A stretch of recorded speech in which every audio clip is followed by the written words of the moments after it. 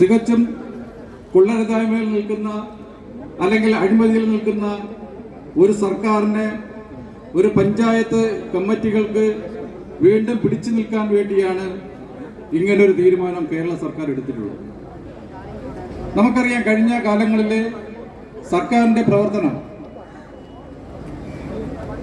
പറഞ്ഞാൽ തീരാത്തതാണ്. ഞാൻ ഇങ്ങനെ ആദ്യമായി ഒരു വേദിയിൽ വന്ന് നിന്ന് കൂടുതൽ സംസാരിക്കുന്നില്ല. ഇന്ന് നടത്തുന്ന സമരം എനിക്ക് നേരിട്ട് അറിയാവുന്ന കാര്യങ്ങളാണ്. കേരളത്തിലെ പഞ്ചായത്തുകൾ, കേരളത്തിലെ ത്രിതല പഞ്ചായത്തിലെ ബ്ലോക്ക് പഞ്ചായത്തുകൾ, കോർപ്പറേഷനുകൾ, ജില്ലാ പഞ്ചായത്തുകൾ എന്നിവയെല്ലാം CPM-ന് നേതൃത്വം വഹിക്കുന്നതിന് വേണ്ടി അല്ലെങ്കിൽ CPM-ന് ഭരണം കിട്ടുന്നതിന് വേണ്ടി വെട്ടിമുറിച്ചിരിക്കുന്ന കാര്യം എനിക്ക് നേരിട്ട് അറിയാവുന്ന കാര്യമാണ്.